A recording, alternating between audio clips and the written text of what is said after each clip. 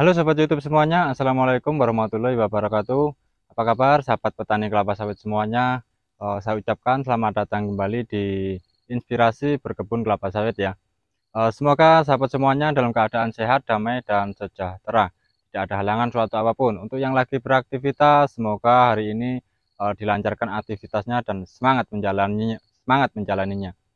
Untuk yang belum makan silakan makan, untuk yang lagi sakit semoga diangkat penyakitnya dan segera diberi kesembuhan. Amin.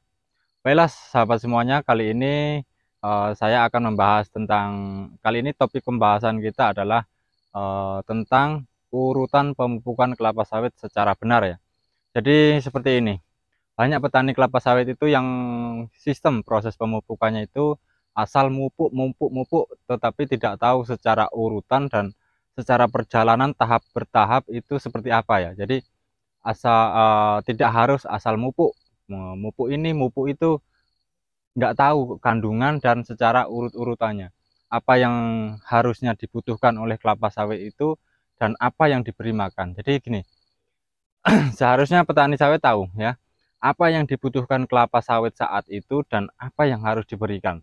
Jadi misalkan kita sebagai seseorang, kita kita haus, kita butuh air minum tetapi dikasih makan. Jadi itu itu tidak sesuai sekali ya. Sedangkan kelapa sawit seperti halnya seperti itu.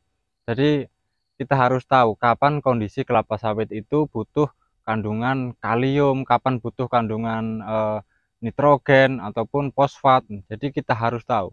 Jadi kita nggak salah memberi ya. Kita nggak Jangan sampai kita salah memberi. Misalkan kelapa sawit ini butuh nitrogen, kita harus berikan nitrogen. Jangan sampai kelapa sawit ini butuh nitrogen, kita berikan kalium. Jadi tidak sesuai dengan apa yang diinginkan dan apa yang diberikan. Jadi kita harus tahu ya, kita harus tahu eh, apa yang dibutuhkan kelapa sawit itu dan apa yang harus kita berikan. Jadi seperti itu ya kira-kira sahabat semuanya. Jadi untuk sistem pemupukan ini secara berurutan, yang pertama adalah yang paling penting eh, kita cari tahu adalah kondisi keadaan tanah. Jadi yang paling penting adalah kondisi keadaan tanah. Walaupun apapun dan gimana prosesnya sistem pemupukan itu, kalau kondisi tanahnya itu tidak bagus dan kondisi pH tanahnya itu rendah dan zat asamnya tinggi, itu sangat sia-sia sekali dan sangat tidak berguna sekali ya kalau kita lakukan pemupukan. Jadi langkah pertama yang harus kita tahu dan harus kita kerjakan adalah kondisi tanah. Jadi kita lihat kondisi tanah itu apakah sudah stabil, apakah pH tanah sudah stabil. Eh, Kalau misalkan belum, kita berikan dengan apa yang diharapkan dari tanah itu sendiri ya. Jadi misalkan kita lihat kondisi tanah itu pH tanahnya masih rendah, zat asamnya tinggi, maka yang dibutuhkan adalah dolomit. Jadi kita berikan dolomit seperti itu ya. Kalau keadaan tanah itu sudah stabil dan sudah normal, baru kita aplikasikan pupuk selanjutnya. Apa pupuk selanjutnya? Yang pupuk selanjutnya adalah untuk pengakaran. Jadi ibarat orang, pengakaran itu adalah sesuatu yang menyerap langsung unsur hara tersebut dari kandungan tanah ya, yaitu akar. Dan akar ini yang dibutuhkan untuk pertumbuhan akar dan kinerja akar agar lebih baik adalah pupuk fosfat. Pupuk fosfat itu ada pupuk TSP, pupuk RP, dan SP ya. Jadi seperti itu ya.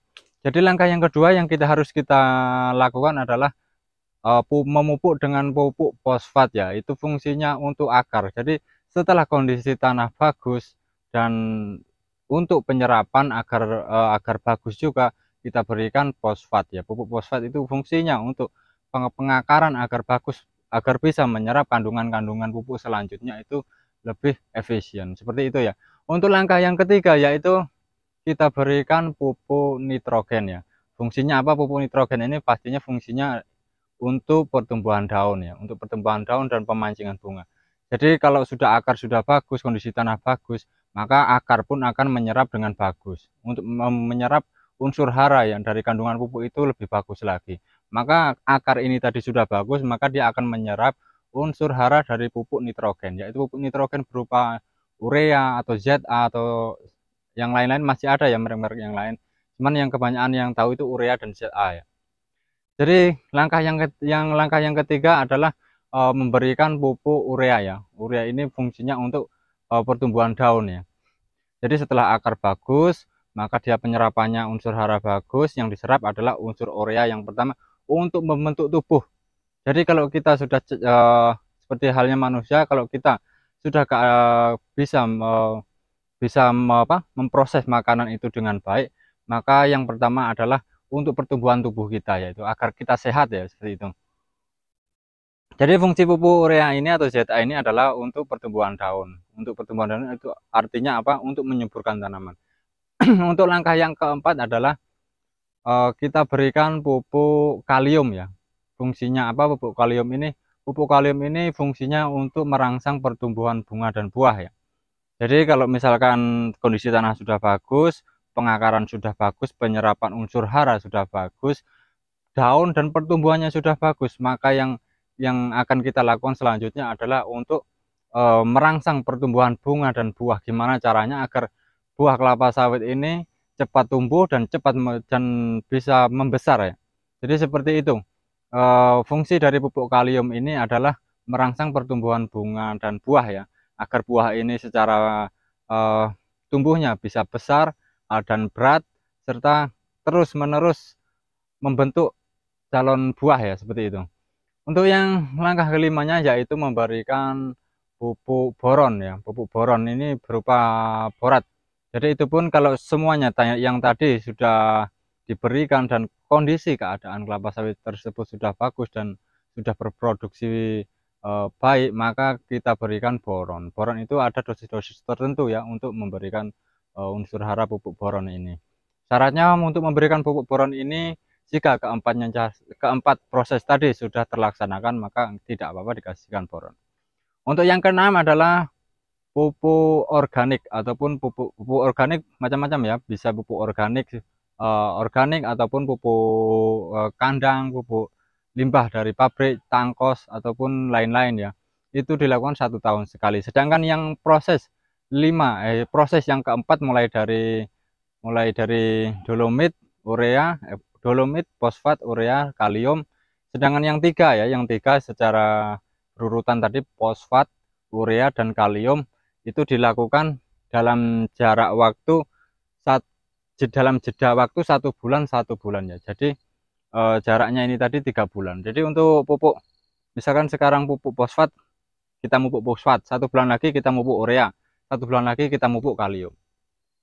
Kalau untuk pupuk boron, pupuk organik dan pupuk dolomit itu kita aplikasikan, kita berikan 1 tahun sekali. Sedangkan untuk yang ketiga jenis ini, jenis pupuk fosfat, urea dan kalium, itu kita berikan 1 tahun itu kalau bisa itu 4 kali ya, cuman standarnya itu 3 kali. Jadi yang tiga tadi fosfat, urea dan kalium dalam jeda waktunya 1 bulan, jadi semuanya totalnya 3 bulan. Jadi 1 bulan ini fosfat, 1 bulan lagi urea, 1 bulan lagi kalium. Total waktunya 3 bulan. Dan bulan keempat ataupun bulan kelima itu sudah bisa kita aplikasikan lagi pupuk fosfat. Bulan keenamnya lagi pupuk urea, bulan ketujuhnya lagi pupuk kalium. Setelah itu untuk proses selanjutnya, bulan ke-9 baru kita kasihkan lagi pupuk fosfat, bulan ke-10 urea, bulan 11 pupuk kalium, dan begitu pun seterusnya. Jadi yang standar itu 1 tahun itu untuk yang 3 jenis pupuk tunggal tadi ya, jenis pupuk fosfat, urea dan kalium 1 tahun standarnya itu 3 kali dalam waktu 1 tahun. Jadi 3 jenis pupuk dalam jeda waktu 3 bulan. Jadi bulan keempat ataupun kelima itu sudah memulai memupuk lagi dengan 3 jenis pupuk itu tadi. Seperti itu ya sahabat semuanya, jangan sampai kita salah untuk penelitian kelapa sawit ini. Semoga pembahasan kita kali ini bermanfaat untuk sahabat petani kelapa sawit semuanya. Sampai bertemu di topik pembahasan sawit selanjutnya. Dari saya, wassalamualaikum warahmatullahi wabarakatuh.